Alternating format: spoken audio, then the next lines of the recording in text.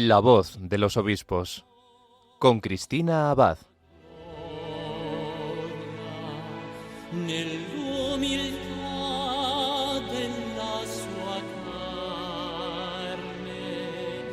Lo spirito l'ha esaltato,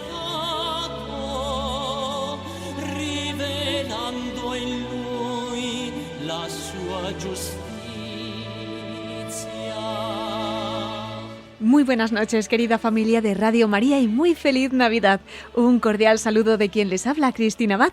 Bienvenidos a este nuevo programa de La Voz de los Obispos en esta fiesta de la Sagrada Familia que estamos celebrando. Aquí continuamos como cada 15 días en la emisora de la Virgen para acercarnos un poco más a las vidas de nuestros obispos, a la experiencia de su ministerio y para dar a conocer las noticias de sus diócesis, sus mensajes y enseñanzas. Y hoy, queridos oyentes, vamos a tener la oportunidad de conocer mejor a uno de nuestros obispos eméritos que este mes ha celebrado varios aniversarios. El mes de su cumpleaños, el aniversario de su toma de posesión de la diócesis que pastoreó durante 10 años. También se ha cumplido un año desde que el Papa Francisco aceptara su renuncia por motivos de edad, pasando a ser, como decíamos, obispo emérito. Él es Monseñor César Augusto Franco, obispo emérito de Segovia. Él, que está viviendo en Madrid, su diócesis de origen, ha tenido la amabilidad de abrirnos las puertas de su casa y de abrirnos también su corazón para compartir con esta familia de Radio María el testimonio de su vocación y la experiencia de su ministerio, entre otras cosas. Hemos podido grabar esta entrevista esta semana para que en un día como este, en el que las diócesis han celebrado la clausura del año jubilar de la esperanza, podamos también nosotros unirnos en acción de gracias y en la esperanza de conocer con su ejemplo cómo ha sido esta vida de fidelidad a Dios y cómo puede colmar el corazón humano. También en esta fiesta de la Sagrada Familia, para ser testigos del fruto de una fe despertada y alimentada precisamente en el hogar, como iglesia doméstica. Pues en unos minutos podremos escuchar a Monseñor César Franco, obispo emérito de Segovia. Pero antes, vamos a pedirle a la Virgen, como siempre, que nos acompañe y de su mano comenzamos La Voz de los Obispos.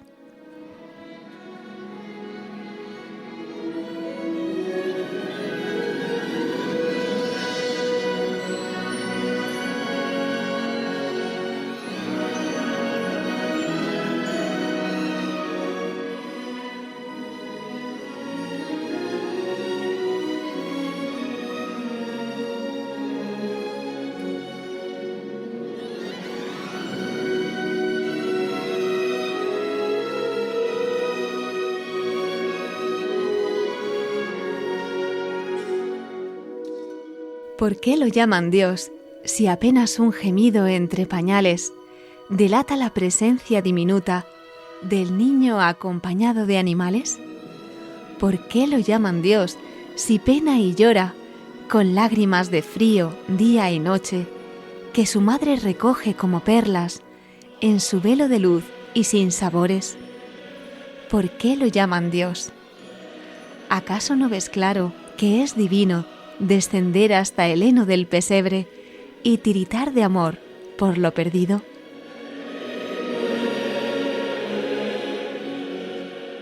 Con estos versos de Monseñor César Franco, obispo emérito de Segovia y que además es poeta, nos vamos a quedar en este pesebre del que nos habla con toda la ternura del Niño Dios que en estos días se derrama especialmente en nuestros corazones para conocer mejor a este pastor que, como nos contará, también ha seguido los pasos de Jesús en Belén y es buen conocedor de Tierra Santa.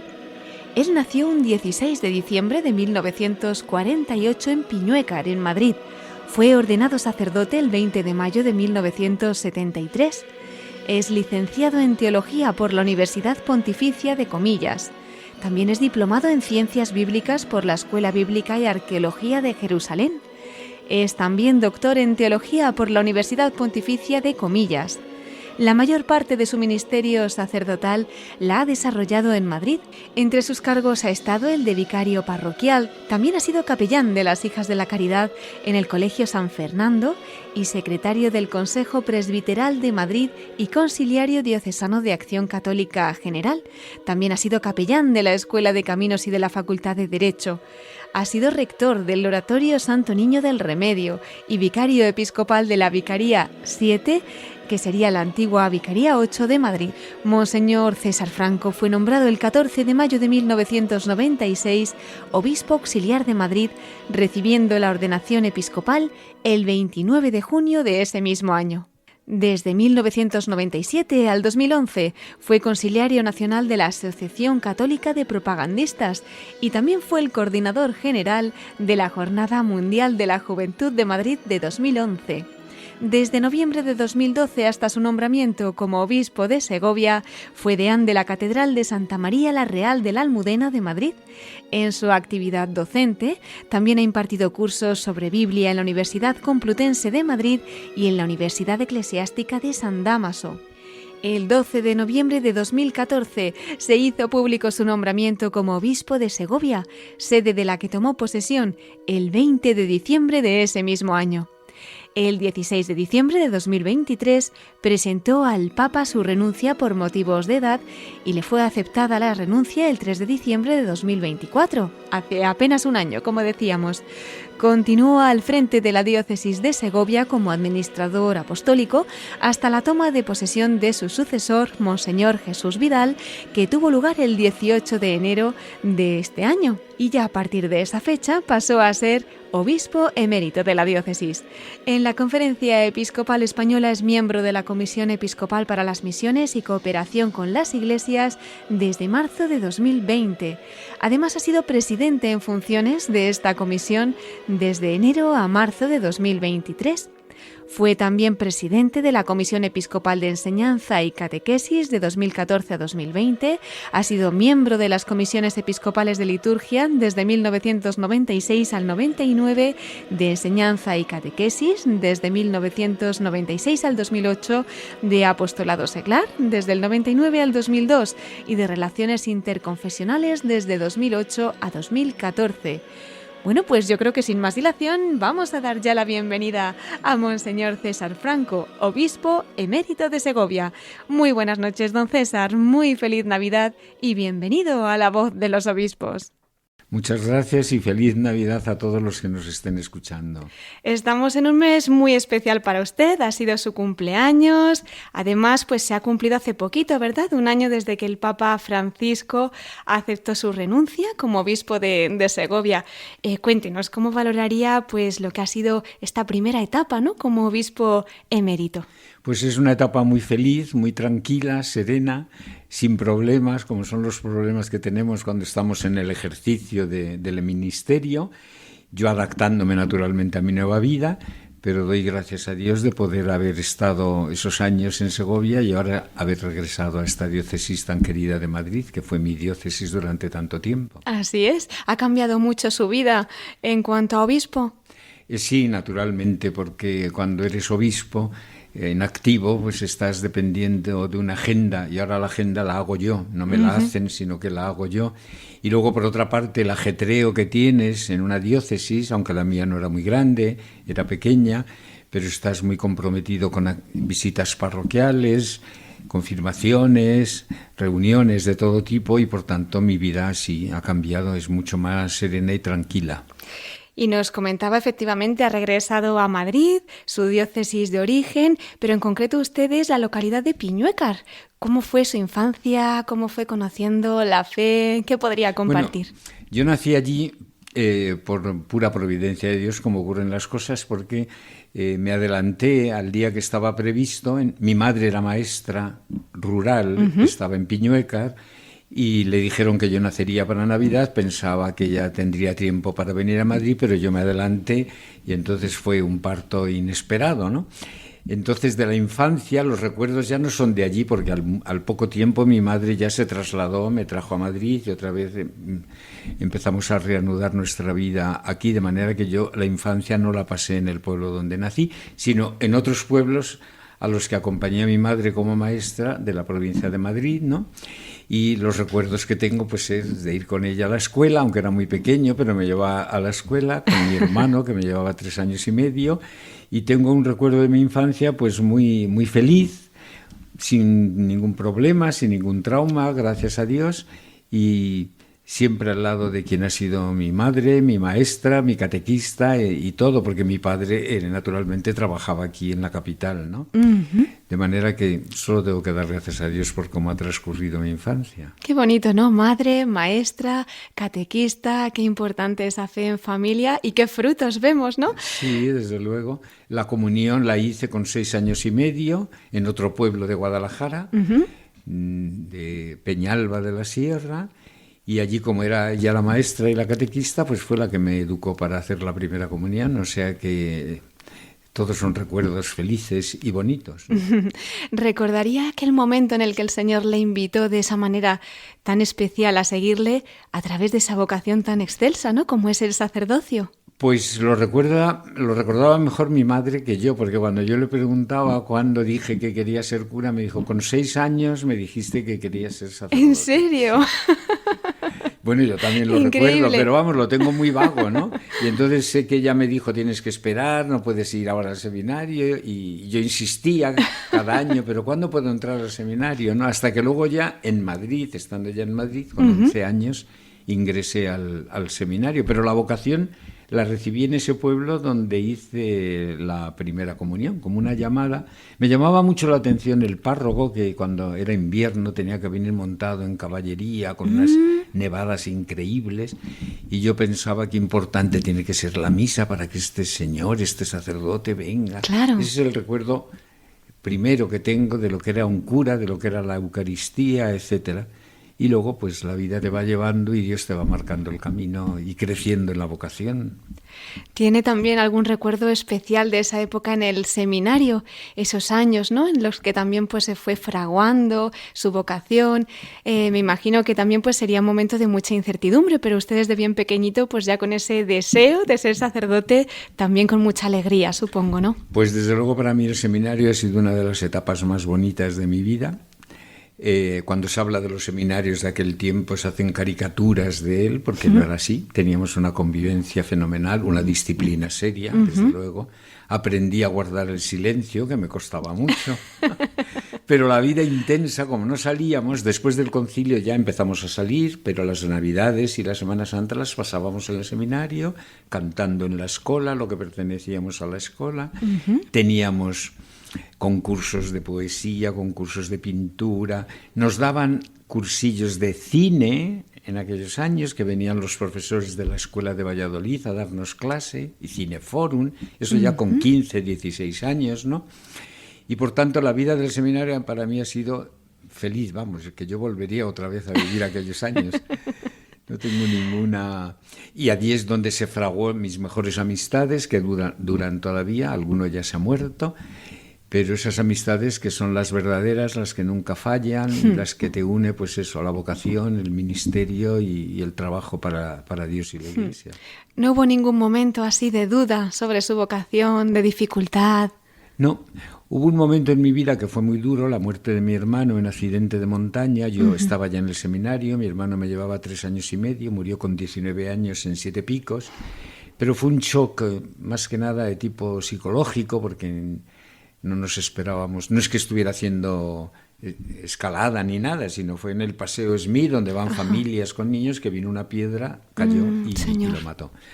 Pero no fue tampoco de duda de fe, sino decir qué es la vida, qué significa esto, ¿no? Y ver la fe y la madurez de mis padres en la aceptación de la muerte de mi hermano, pues me consolidó en lo que yo quería ser. Y recuerdo que yo a mi madre le consolaba diciendo, bueno, yo seré sacerdote, madre, y tendrás un hijo en el cielo y otro hijo aquí en la tierra, haciendo las veces de Cristo. Nunca he tenido duda de que Dios me pedía esto, ¿no? Son importantes sus palabras en estos momentos, don César. Emitimos esta entrevista además en este Día de la Sagrada Familia. No son pocos los que a lo mejor en un día como hoy también se están acordando pues de algún familiar, algún ser querido, y seguro que su testimonio les está alentando a la esperanza y ver cómo pues incluso en ese duelo, ¿no?, en esa acogida del sufrimiento, el Señor puede conceder esa paz y sacar los frutos que ha sacado de su familia. Frutos especiales también de ese seminario al que nos referíamos, pues los tenemos en esos seminaristas mártires. Llegaba hace poco la gran noticia, ¿verdad?, hace unos días, de que el Papa León había reconocido el martirio pues de 11 seminaristas, la mayoría de este seminario en el que usted estudió. ¿Cree que esto pues puede dar también un sentido, ¿no?, a la fe de la Iglesia española, en concreto de los seminaristas, que incluso pues en estos momentos también pueden tener sus altibajos, sus incertidumbres, tanto el testimonio que ha dado como el de estos mártires, ¿en qué pueden ayudar? Bueno, los mártires son, diríamos, el modelo perfecto del cristiano, porque es el que es capaz de devolverle a Cristo la vida que ha recibido de él. Entonces, a los mártires la Iglesia los ha venerado siempre desde el principio, y desde luego para la Iglesia de Madrid es una alegría inmensa. Nosotros esperábamos esto ya hace tiempo, y cuando viene el reconocimiento de los seminaristas mártires, y yo me alegro mucho de estar aquí ahora en Madrid cuando se ha reconocido el martirio, porque me imagino que será un acontecimiento muy importante en la diócesis. Y yo creo que para los jóvenes también, porque el que chicos jóvenes entreguen su vida a Dios por un ideal que trasciende, diríamos, los ideales de este mundo, que está muy de tejas para abajo, ¿no?, en relación con Dios, mirando la tierra pero sin elevar los ojos a la trascendencia, al cielo, a Dios nuestro Padre, pues me parece que es un acontecimiento muy singular y muy fecundo será para la Iglesia de Madrid y para toda la Iglesia. Lo esperamos con alegría y rezamos por ello, por supuesto. Y bueno, dejando atrás un poquito esa época del seminario, vamos a llegar a un día para usted especialmente significativo, ¿no? Ese 20 de mayo de 1973, día en el que recibe la ordenación sacerdotal. ¿Qué se siente, don César, al recibir este sacramento, pues que le configura de tal modo con Cristo, ¿no? Bueno, pues es inexpresable con palabras humanas, porque realmente es una gracia, primero inmerecida. Yo nunca me he considerado con méritos para recibir esta gracia. En segundo lugar, no es una gracia solo para ti, sino que la vives como una gracia para la Iglesia, como nos enseñaron en el seminario, para el mundo, para la misión. Yo siempre pensaba quiénes serán mis primeros penitentes en el confesionario, quiénes serán mis parroquianos, a dónde me enviarán, qué tendré que hacer, qué esperará Dios de mí, ¿no? Es un día único, trascendental, de mucha alegría, a pesar de que nos cayó una tormenta tremenda ese día de la ordenación. Sí, fue una tormenta. Qué bueno. Y la iglesia estaba así porque éramos 34, estaba repleta, y yo creo que salí de la iglesia sin pisar el suelo, porque me sacó la gente a la calle, y fue un día muy gozoso, muy inolvidable. Está dicho ahí todo. Y para bien, como digo, de la Iglesia, del mundo, y luego todo lo que ha venido después es como las consecuencias naturales de una vocación y de una misión a la que Cristo te envía. Siguiendo las huellas del Señor y siguiendo sus huellas también hasta su misma tierra, ¿no? Porque además tuvo usted el gran privilegio de estudiar allí en Jerusalén, que ha supuesto en su vida, en su ministerio. Me contaba además que solía ir en verano allí a Tierra Santa. Acérquenos a esta realidad, don César. Bueno, pues después del sacerdocio yo creo que es la gracia más importante, independientemente del ministerio episcopal, naturalmente, pero así como experiencia humana, vital, sacerdotal, pues estar en la tierra de Jesús, estudiar la Escritura, pisotear y pasearte por los lugares por donde Cristo ha estado, tocar, como nos decía el profesor de arqueología, toquen estas piedras que por aquí pasó Jesús, ¿no? O ir a los lugares santos, es un verdadero privilegio. Porque, como decía San Jerónimo, la Tierra Santa es el quinto evangelio que te ayuda a leer los 4 restantes, ¿no?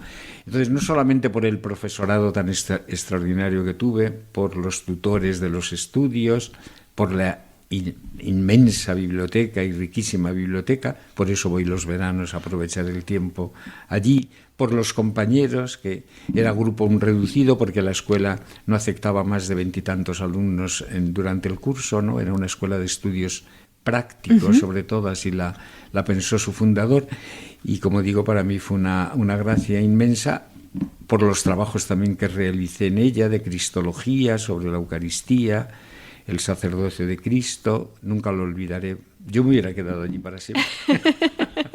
Y no me hubiera importado nada morir allí, que me enterraran en algún hueco de aquella tierra, como hacen los franciscanos, ¿no? Por eso voy con frecuencia y la tengo siempre en mi corazón. Pues confiamos en que pronto, si volvemos a hablar, don César, nos pueda contar las noticias de esos viajes. Dios quiera que siga realizando y también pues acercándonos a nosotros y a todos los oyentes. Quién sabe ahora desde qué parte del mundo estarán escuchándole y ya se han acercado un poquito más a Tierra Santa. Bueno, don César, la mayor parte de su ministerio, ¿verdad?, sacerdotal, lo ha ejercido aquí en la Archidiócesis de Madrid. Ha sido vicario parroquial, ha sido capellán de las Hijas de la Caridad en el Colegio San Fernando, ha sido conciliario diocesano de Acción Católica, tantas y tantas cosas, ¿no?, que destacarían de este tiempo pues al servicio de la Iglesia madrileña y su labor en tan variados campos. Bueno, pues la verdad es que no destacaría nada especial, sino que en todos los sitios me he sentido sacerdote y eso ha sido para mí lo más importante. Yo no esperaba ser capellán de la Congregación de las Hijas de la Caridad en San Fernando, con protección de menores. Para mí fue un regalo porque conocí a las Hijas de la Caridad, a su carisma tan extraordinario, y tratar con niños con tantos problemas como son los de protección de menores, pues fue un regalo, ¿no? En las parroquias donde he estado de vicario, pues lo mismo, muy distintas ellas, pero en todas ellas está el pueblo necesitado de Dios, la gente que te busca, la gente que pide confesión, que pide educación para sus hijos, ¿no? Y por tanto, destaco la gracia de Dios, que la ves en cada rincón, ¿no?, por donde vas, en cada familia que visitas, al enfermo que atiendes en el lecho de muerte, en la catequesis con los niños, ¿no?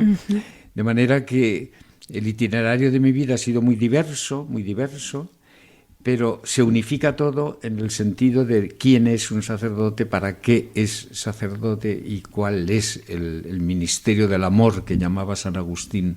Oficio de amor, decía, es el ministerio sacerdotal porque es el oficio de Cristo hasta dar la vida por su pueblo. Entonces, para mí esto es lo que destaco, que a pesar de mis imperfecciones y de mis debilidades, yo creo que Cristo ha estado siempre presente en mí.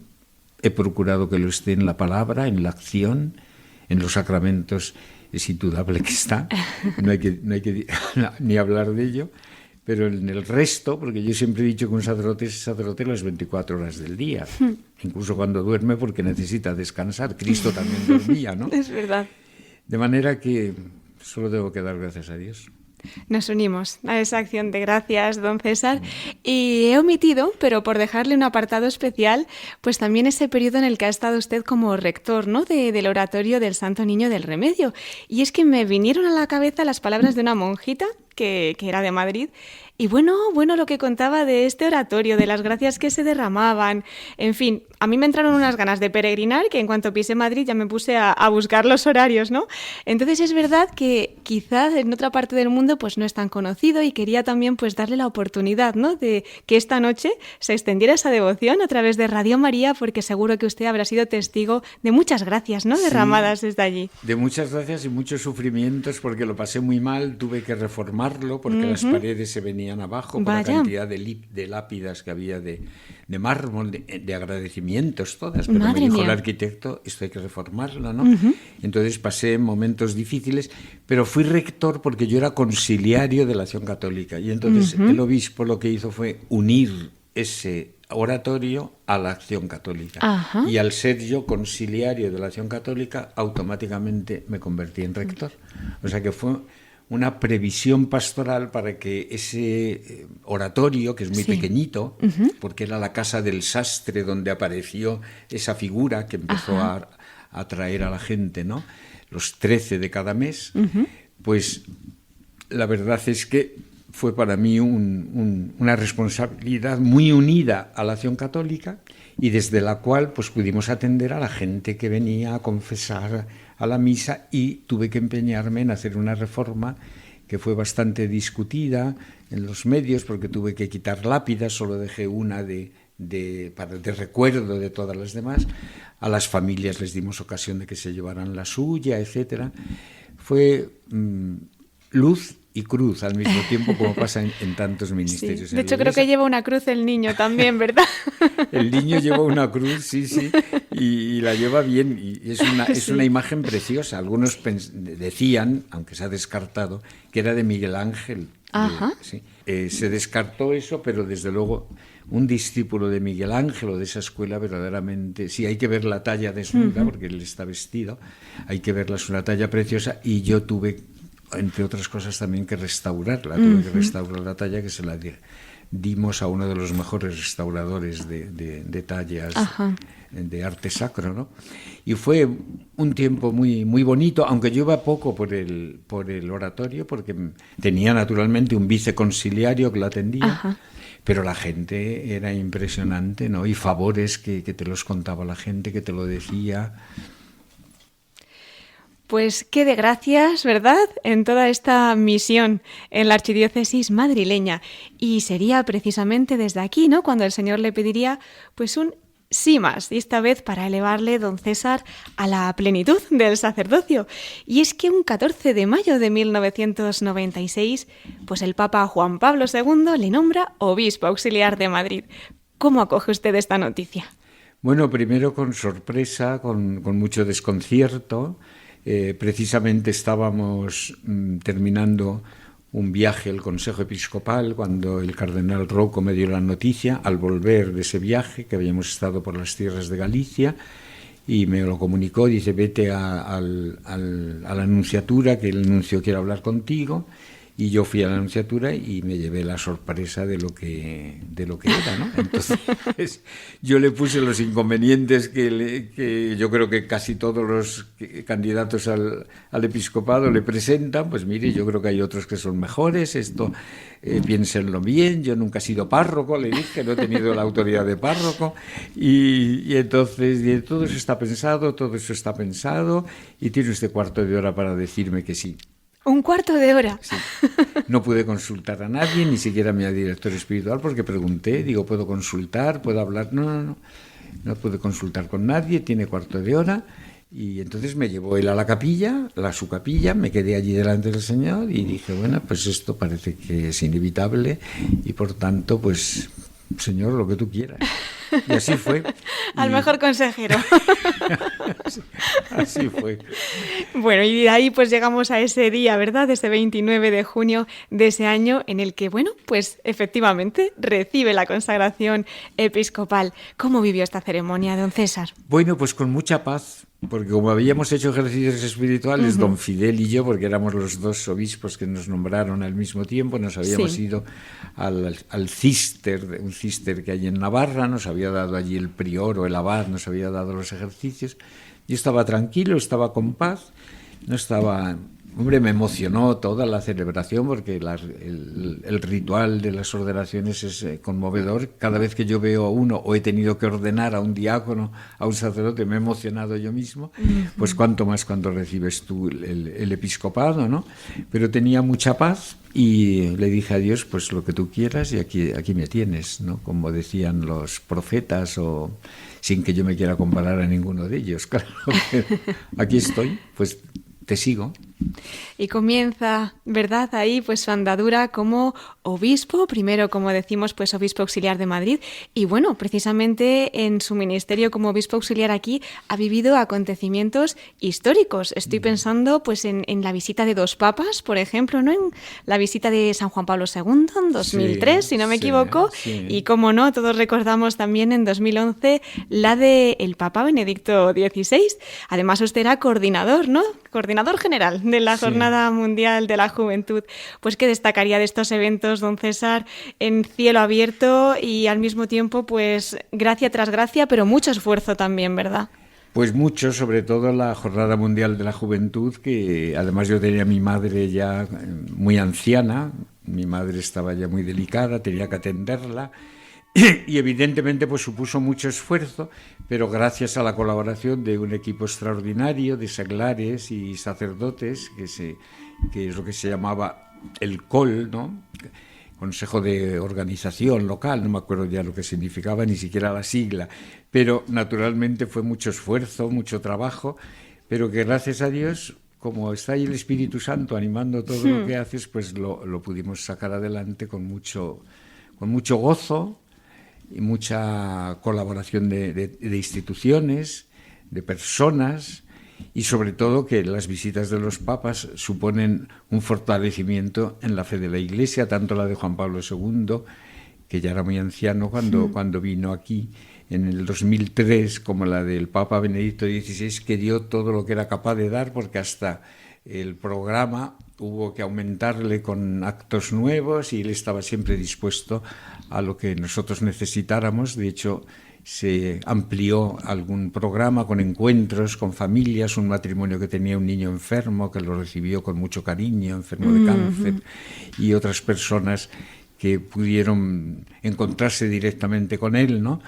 Las visitas de los papas son siempre fortalecedoras de la fe de la Iglesia y de la comunión, porque te das cuenta que viene el sucesor de Pedro, el vicario de Cristo, y ahí crece la Iglesia, crece la alegría, crecen los frutos de santidad que sin duda se han dado. Sí, es verdad, firmes en la fe, ¿verdad? Sí. Bueno, creo que me contaba que además usted fue el que compuso el famoso himno de esa Jornada Mundial de la Juventud. La letra. Eso es. Porque a veces se ha dicho, no, la letra sí, también por mandato, porque yo dije, hombre, ya estoy de coordinador general, buscad otro que haga la letra, pero bueno, al final se decidió en el COL que hiciera yo la letra, se hizo la letra, y después un músico, que quiero citarlo, Enrique Vázquez, un vasco, es el que compuso la música, que es una música extraordinaria porque él mismo es un premio extraordinario en música contemporánea, ¿no? Y bueno, en Roma gustó, se aprobó y lanzamos el himno, ¿no? Que se tradujo, como se hace siempre, a todas las lenguas, etcétera, ¿no? Bueno, es que era no parar, porque estuvimos 3 años prácticamente, aunque eran 2 de preparación oficial, pero hubo un año previo en el que ya teníamos que estar sabiendo que nos tocaría organizarlo, ¿no? Trabajando y preparando todo. Fecunda misión, segurísimo. Don César, estamos ahora hablando de su ministerio como obispo auxiliar en Madrid, y ya que estamos en la voz de los obispos, quería tener también una mención especial para quien fue su secretario, ¿verdad? Bueno, creo que todos en esta emisora, desde luego, en Madrid, y si alguien en estos momentos nos está escuchando y no ha oído hablar de don José Antonio Álvarez, quien hasta hace poquito, ¿verdad?, también ha sido nuestro obispo auxiliar, pues cómo no tener un recuerdo también desde este programa para él. Él partía en la madrugada del 1 de octubre, pues a causa de un infarto muy inesperado, apenas 50 años, y el legado que nos ha dejado, pues realmente para nosotros, escuchar una palabra suya, en fin, es un testimonio de fe. Seguro que usted, que ha convivido con él todo este tiempo, ¿no?, pues ha compartido tantos momentos. ¿Nos puede decir cómo le gustaría que lo recordáramos? Bueno, pues verdaderamente los planes de Dios son muy misteriosos. A mí me sorprendió la muerte, fue un verdadero shock, y porque habíamos llegado a ser amigos, no era mi secretario solo, sino que se había tejido entre nosotros una profunda amistad, teníamos mucha confianza el uno con el otro, y yo quiero recordarle, ahora estoy celebrando las 10 misas que los obispos celebramos por los obispos fallecidos. Recientemente ha fallecido él y el obispo de Tenerife, sí, Bernardo, y estoy celebrando las 10 misas por José Antonio. Y naturalmente pues le tengo muy presente, no solamente en la Eucaristía, sino que ha sido tan fuerte el impacto que no logro olvidarme, entre comillas, porque no creo que lo olvide nunca, ¿no? Pero recordarle como lo que era un sacerdote entregado a la Iglesia con una característica singular, que era el servicio, el no decir no a nada, el estar siempre disponible, con una gran alegría a pesar de los problemas que se tienen cuando se es obispo, cuando yo tenía y él compartía como secretario, pero siempre miraba con fe el futuro, con esperanza, y la sonrisa de esas fotos que se publicaron cuando se hizo el anuncio de su muerte, pues demuestra que era un hombre de paz, de Dios, de oración y dispuesto a lo que el Señor le pidiera. Pues estará celebrando la Navidad allí en el cielo plenamente, ¿verdad? Y bueno, pues es verdad que para ustedes, sobre todo los obispos, tantos sacerdotes, tantos seminaristas, ¿verdad? Que han podido convivir con él, y muchos de nosotros, los laicos, pues queremos esta noche tener presente a don José Antonio Álvarez y una oración por él. Invitamos a nuestros oyentes a que se unan espiritualmente a esas misas que está celebrando y a que también esta Navidad pues tengamos un recuerdo en la oración. Hablábamos ahora, también he mencionado los laicos, quería también tener pues una mención para ese periodo en el que ha estado como Consigliario Nacional de la Asociación Católica de Propagandistas. Ha vivido esta realidad bien de cerca y me encantaría que desde su experiencia pues compartiera cuáles son los retos que desde su punto de vista tenemos los laicos, ¿no?, en la sociedad actual. Yo creo que es un solo reto. Es el de ser luz del mundo, sal de la tierra y fermento, ¿no?, de la masa nueva que quiere, desde que el Papa Juan Pablo II, Pablo VI, habló de la civilización del amor, ¿no? Me parece que el laicado es el pueblo cristiano activo, vital, ¿no? Y trabajando, no dormido. Se hablaba de los laicos como el león dormido. Bueno, yo creo que nunca hablaremos suficientemente de la importancia que tienen los laicos en la Iglesia, y creo que los laicos deberían asumir más su condición bautismal, darse cuenta de lo que significa estar consagrados por el bautismo para la misión que comparten con los sacerdotes y con los obispos y con los consagrados, porque es la única misión de Cristo vivida de diversa manera, ¿no?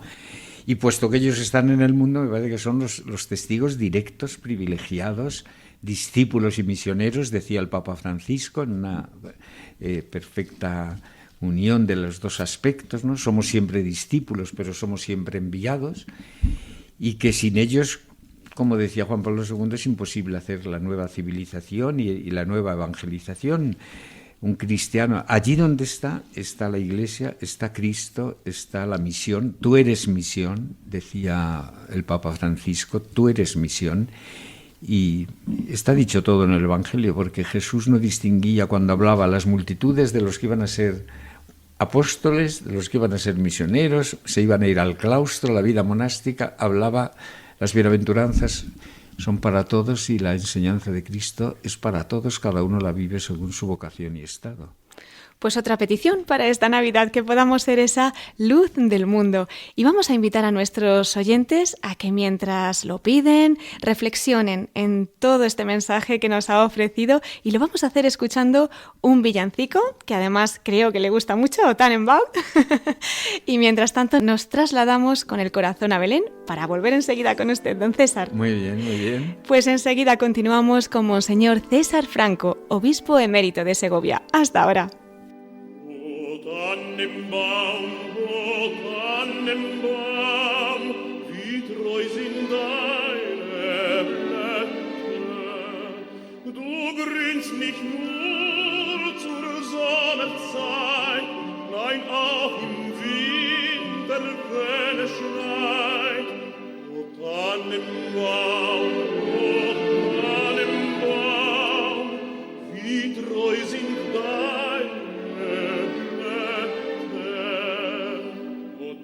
Están escuchando La Voz de los Obispos con Cristina Abad, Radio María.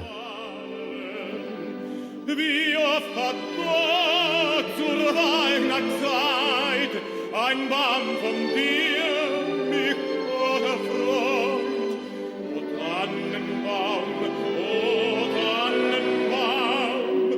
du kannst mir sehr Pues queridos oyentes, mientras escuchamos este villancico, continuamos en Radio María muy cerquita de este portal de Belén, con uno de nuestros obispos que además, como nos ha contado, pues ha tenido el privilegio de estar tantas veces allí en Belén, en Tierra Santa. Si alguno de ustedes se acaba de incorporar, pueden escuchar este programa en nuestro podcast de Radio María y ahí está esta entrevista completa. Vamos a continuar ahora y es que nos acompaña esta noche Monseñor César Franco, obispo emérito de Segovia. Estamos aquí ahora en Madrid, donde él vive en su residencia y muy amablemente pues está compartiendo con nosotros el testimonio de su vocación, la experiencia de su ministerio. Él nos ha hablado también pues de toda la labor que ha realizado en Madrid como sacerdote, como obispo auxiliar. Y don César, creo que es el momento de dar el salto a Segovia, su querida diócesis que ha pastoreado nada más y nada menos que unos 10 años, ¿verdad? En diciembre del año pasado se hacía efectiva esa renuncia, ¿no?, aceptada por el Papa Francisco.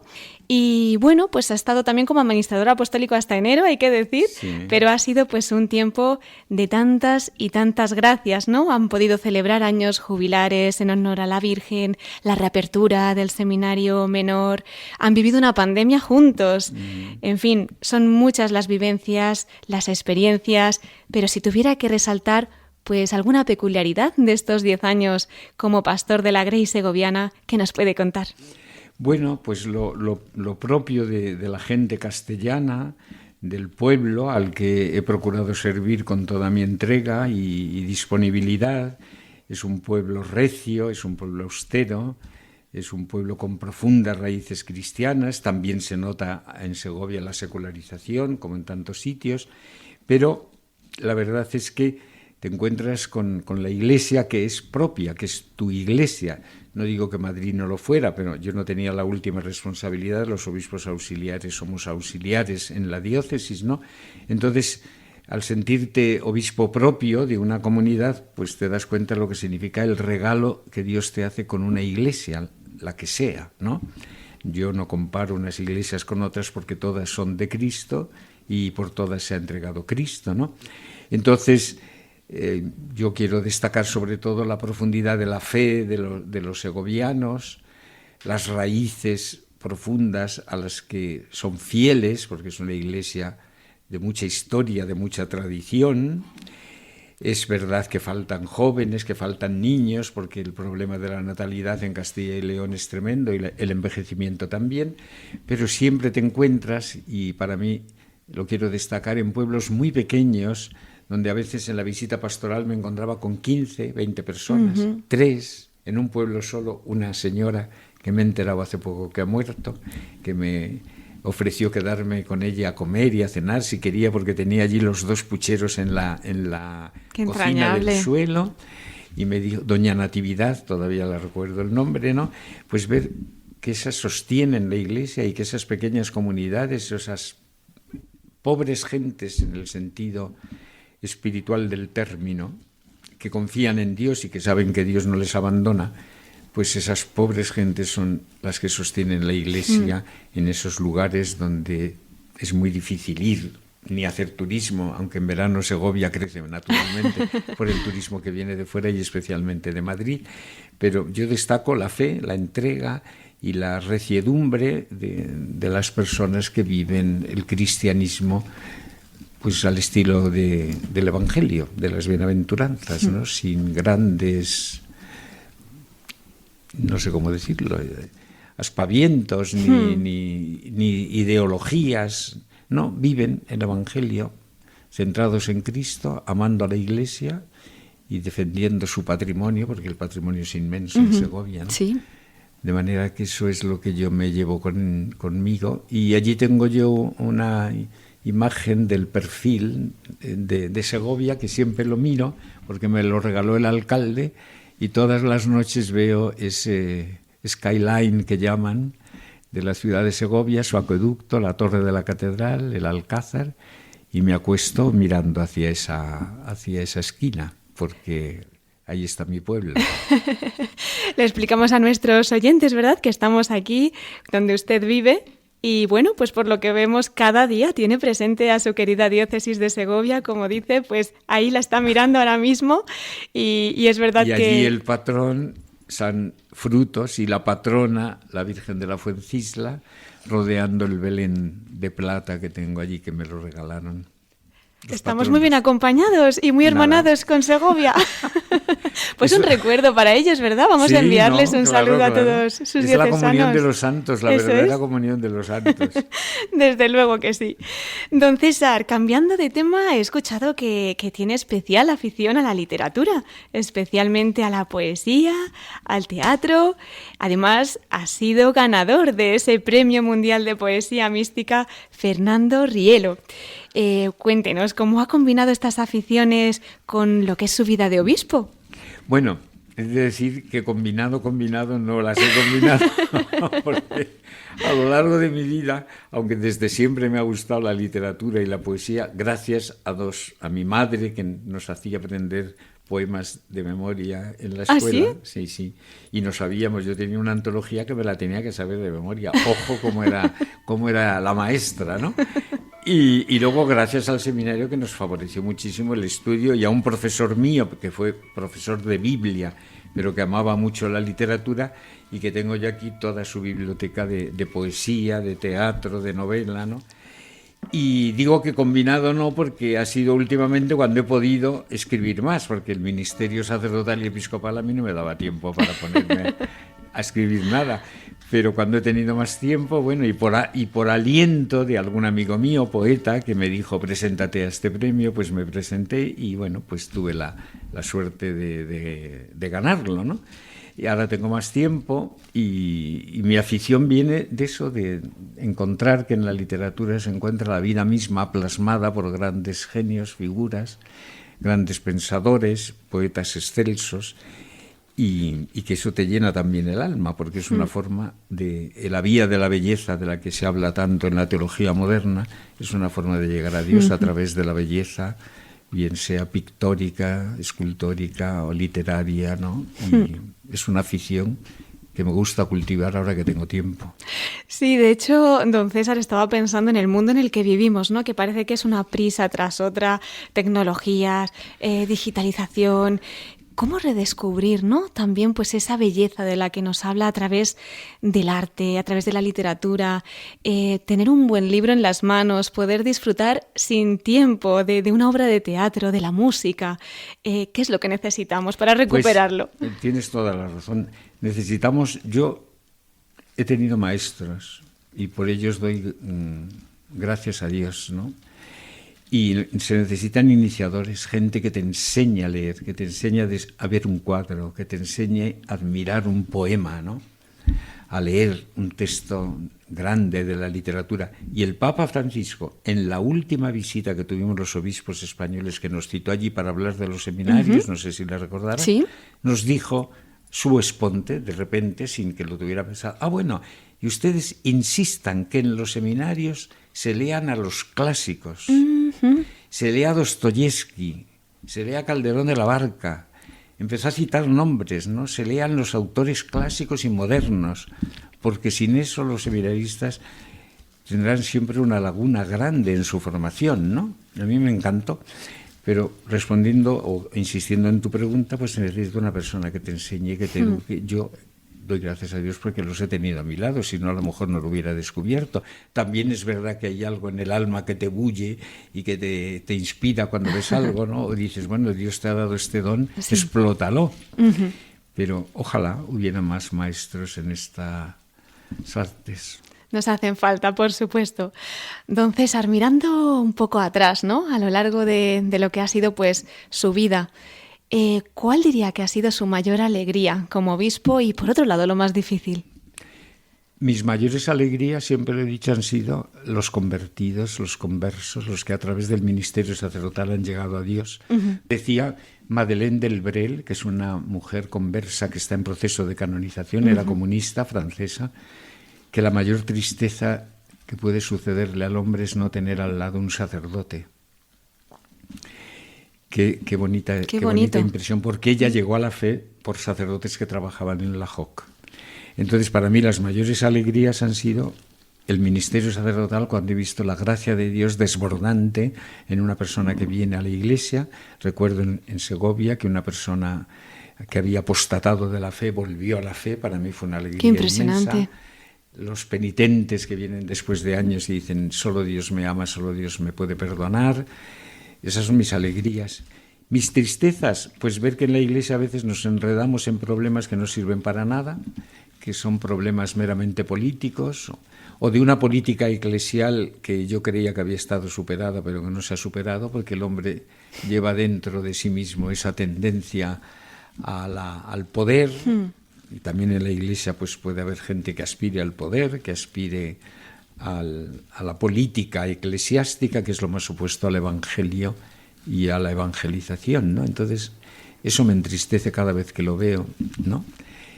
Pero prefiero quedarme con las alegrías, porque cualquier alegría de esa no tiene comparación. Desde luego. El bien, aunque no aparezca al principio, es mucho más poderoso, más fecundo y desde luego inextinguible. No es como el mal, que tiene anunciada su derrota desde tiempos de Cristo y ya antes, en el Génesis. Nos llenan de esperanza sus palabras. Bueno, estamos ya a punto de concluir este año de la esperanza, año de tantas gracias.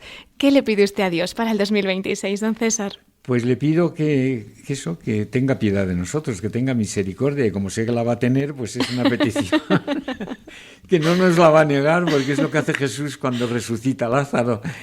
Padre, yo sé que me escuchas siempre y que no me niegas nada, ¿no? Entonces yo a Dios le pido, mira, tú eres el Señor de la historia, el Señor de este mundo, te pido esto, que actúes, que nos acompañes, que nos des esperanza y que caigan los ídolos, que caigan los que ostentan, diríamos, de manera satánica, podríamos decir, el poder, la riqueza, el orgullo, la soberbia, este mundo que pasa y que no tiene sentido, ¿no? Que caiga y que venga tu Hijo Jesucristo a salvarnos y a liberarnos. Pues desde Radio María nos unimos a esa petición y también nosotros queremos pues seguir con esa misión, llevar la buena noticia, convertirnos nosotros y también cambiar vidas. Entonces, don César, pues si quiere compartir para esta familia de la Virgen que es la suya, por supuesto un mensaje para los trabajadores, voluntarios, para nuestros queridos oyentes, somos todo oídos. Bueno, pues nada, yo quiero decir en primer lugar que gracias por esta entrevista. Cuando he ido a ver a mucha gente visitándola sus casas, mucha gente me dice, mire, no sabe qué consuelo es para nosotros Radio María. En el confesonario, que ahora confieso bastante por las mañanas, de 7:30 a 9 estoy confesando aquí en la iglesia, pues también me lo dicen, es que Radio María me da esperanza, me da alegría y es un consuelo. Entonces, para vosotros que hacéis y que lleváis adelante a Radio María, para los que os escuchan y para la gente en general, pues lo único que les puedo decir es que se abran a Dios, que es lo más grande que hay. Lo tienen dentro, no tienen que buscarlo fuera. A Dios se le encuentra dentro, como dice Cristo, el reino de vosotros, dentro de vosotros está, y serán felices. Acogemos sus palabras, nos acogemos también a su oración para poder llevarlo a cabo y, don César, vamos a ponerlo en el corazón de María muy especialmente. Es precisamente desde ahí, desde donde terminamos nuestro programa con la voz de nuestros obispos, desde el corazón de María. Si quiere compartir alguna experiencia, alguna anécdota, ya sea desde niño, en su juventud, a lo largo de su ministerio, pues que nos introduzca también a nosotros en el corazón de la Virgen, será un regalo compartirlo. Bueno, pues yo la Virgen la he tenido siempre conmigo como la madre natural, ¿no? Sobrenatural, evidentemente, pero que me ha acompañado porque mi madre siempre me ha hablado de la Virgen. Entonces, experiencias extraordinarias no he tenido.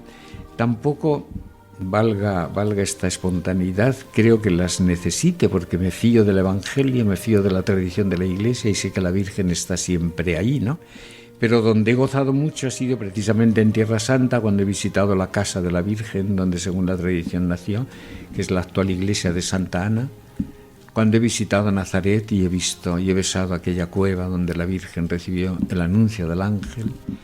Cuando he besado la gruta de Belén, en la iglesia de los franciscanos, en la capilla de Belén, donde nació Cristo, que todo nos haya venido de esa mujer que es bienaventurada y a la que aclaman todas las generaciones sin excepción, y que de ser una humilde doncella de Nazaret ha pasado a ser la reina de los cielos, la mujer coronada de estrellas y vestida de sol, la reina de la paz.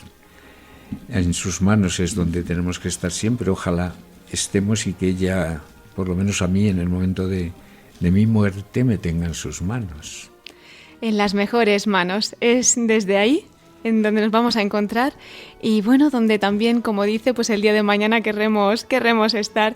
Don César, muchísimas gracias por haber compartido con nosotros esta entrañable entrevista. Realmente sus palabras estoy convencida que van a hacer mucho bien en tantos corazones.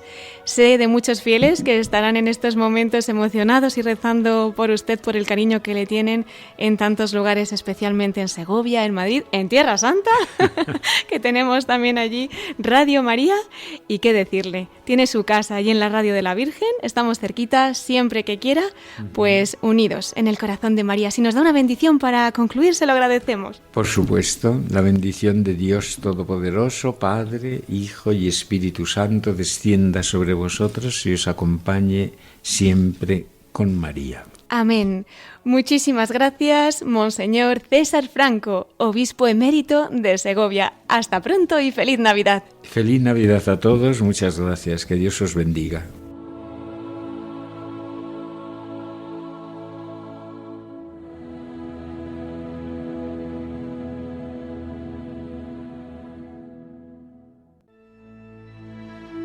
Pues queridos oyentes, hemos llegado ya al final de este programa que hemos dedicado a Monseñor César Franco, obispo emérito de Segovia. Unidos en acción de gracias por su vocación y ministerio, con la entrevista que amablemente nos ha concedido, hemos podido conocer de cerca la historia que el Señor ha ido tejiendo en su vida. En esta Navidad, también Él, como pastor que es, nos ha anunciado la buena noticia y nos ha acercado a la alegría que nos trae nuestro Salvador, que también en medio de los sufrimientos viene a transformar nuestra vida. Ya saben, queridos oyentes, que pueden encontrar este y todos nuestros programas en el podcast de Radio María. Los pueden pedir llamando también por teléfono al 91 822 8010 o bien a través de nuestra web en radiomaria.es en el apartado de pedidos de programas.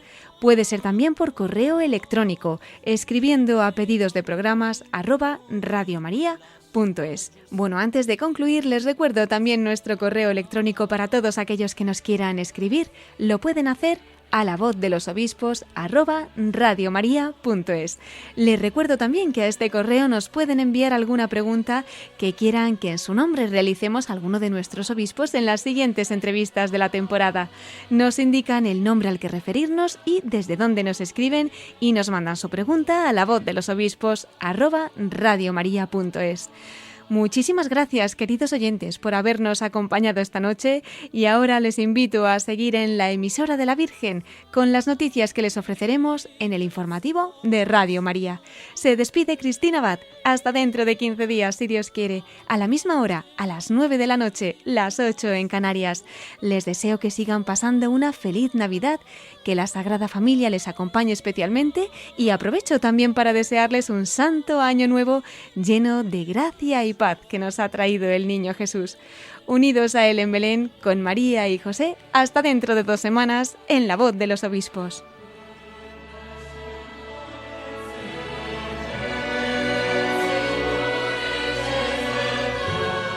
Han escuchado La Voz de los Obispos con Cristina Abad.